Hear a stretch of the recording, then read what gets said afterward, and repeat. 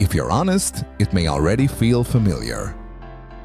Nothing about the morning suggested it would matter. No urgency, no disruption, no reason to pay attention.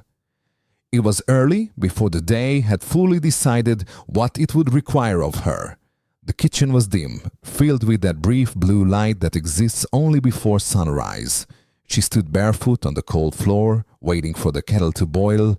Her phone rested face down on the counter, already carrying the weight of messages she hadn't answered yet. She didn't reach for it. Instead, she leaned back against the counter and closed her eyes. And in that pause, the kind most people move through without noticing, a thought surfaced quietly. She felt safe, but she wasn't sure she felt present. The realization landed gently, which somehow made it harder to ignore. Safety had been the goal for so long that she rarely questioned it anymore. She had built her life with care, with intention, a reliable income, a solid home, routines designed to remove uncertainty. From the outside, everything worked. People often told her how fortunate she was, how steady, how responsible. She always smiled when they said it. She agreed. But standing there in the quiet kitchen, something tightened in her chest. Not pain, not fear, just a subtle pressure, like a truth asking to be acknowledged. The kettle clicked off. The sound echoed louder than it should have. She poured the water slowly, watching steam rise into the air, feeling warmth spread through the mug and into her hands. Time slowed, and with it came a memory she hadn't visited in years. She was younger then, not careless, just less guarded, sitting on the edge of a bed in a small apartment she could barely afford. Boxes still unpacked, the future unclear. She remembered how uncertain everything felt, how exposed, and how alive. Back then she promised herself she wouldn't live like that forever. She wanted stability, security, a life that felt solid under her feet. She had kept that promise. She had traded uncertainty for predictability, risk for structure, possibility for planning, all reasonable traits, all invisible. She opened her eyes and took a sip of tea. It tasted thinner than she expected. Outside the window, the street was quiet. Lights flickered on in nearby houses. Other lives beginning their carefully measured days. She wondered briefly how many of them felt the same quiet distance from their own lives. Not unhappiness, not dissatisfaction, but a muted absence. She didn't feel trapped. That was the uncomfortable part. Trapped people search for exits.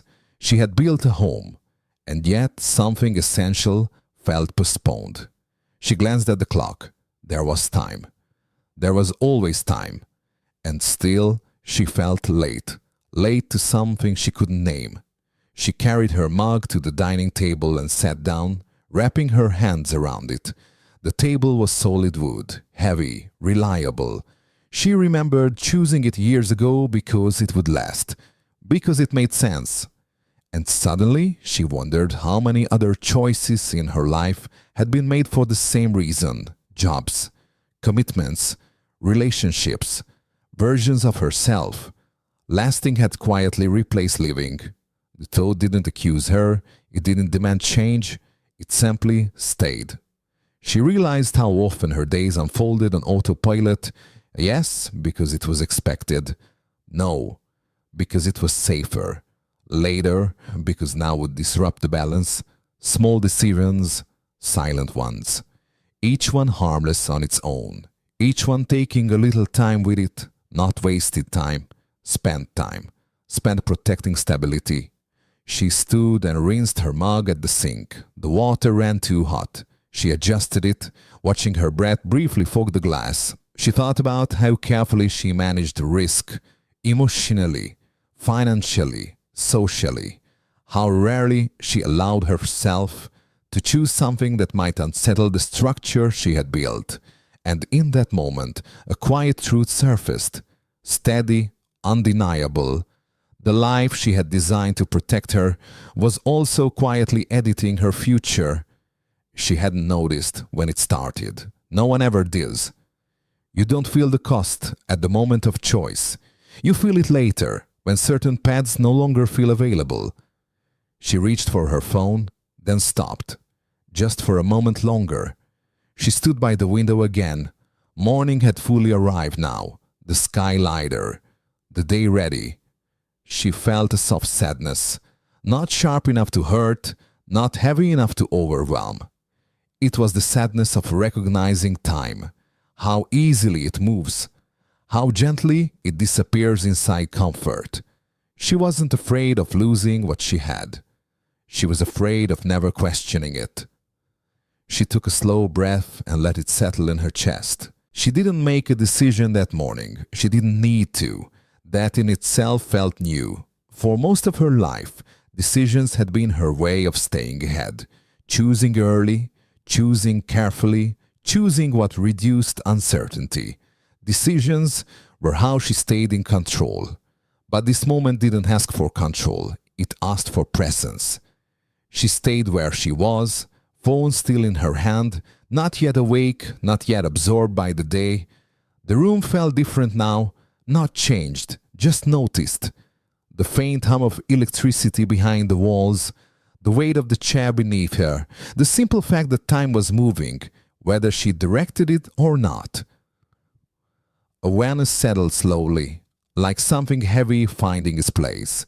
She understood then that nothing in her life was wrong. That was the most disorienting part. There was no crisis demanding courage, no collapse forcing reinvention, no visible problem she could point to and justify restlessness. Everything worked, and yet she could feel how much of herself had been optimized out of the process. She thought about the way her calendar looked most weeks, full, efficient, reasonable, days stacked neatly together, each one resembling the last just enough to feel productive, just enough to feel complete.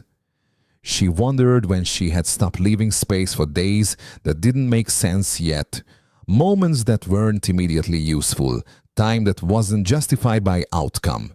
It wasn't regret she felt, it was something quieter, a recognition that comfort, when left unquestioned, slowly becomes a script, and scripts are easy to follow, until one day you realize you haven't chosen the last several chapters. She stood again, walking slowly through the apartment. Everything had its place, every object chosen with foresight, not impulse, a life designed to last. She paused by the bookshelf, running her fingers along the spines. Books she meant to reread, others she had never opened, each one a version of intention that had quietly expired. Time doesn't disappear all at once. It leaves in fragments, 5 minutes postponed, and the evening delayed, a year that passes without friction. She had always believed that stability would create freedom later, that once things were secure enough, calm enough, she would expand again. But standing there, she wondered if later had been absorbing more years than she expected. The thought didn't scare her. It sobered her. She realized how much of her identity was tied to being sensible, being dependable, being someone others could count on. Those roles had protected her. They had also narrowed her, not intentionally, not cruelly, just gradually. She returned to the window once more. Outside, people moved through their mornings, purposeful, contained, already behind schedule. Lives unfolding inside routines they trusted. She felt connected to them in that moment, not separate, not special, just aware. She knew she would keep her job, keep her home, keep most of what she had built.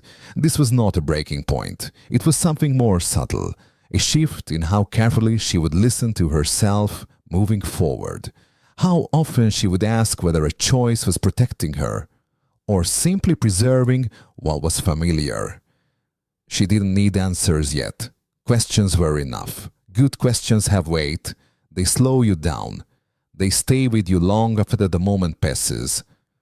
She finally turned the phone face up. Messages waited. Responsibilities resumed. But something had already changed. Not her life, her attention. As she stepped into the day, she carried that awareness with her, not as urgency, not as dissatisfaction, but as a quiet companion. Because once you see the trade-offs clearly, they don't disappear. They don't argue. They don't rush you. They wait, and somewhere ahead, not today, not necessarily soon, she knew there would be a moment where safety and truth would no longer feel compatible, when maintaining the life she had built would require letting go of something she hadn't yet named. She didn't know what she would choose, but now, at least, she would recognize the moment when it arrived. And the recognition, calm, honest, unavoidable, was already changing the way the future felt. Not louder, just closer,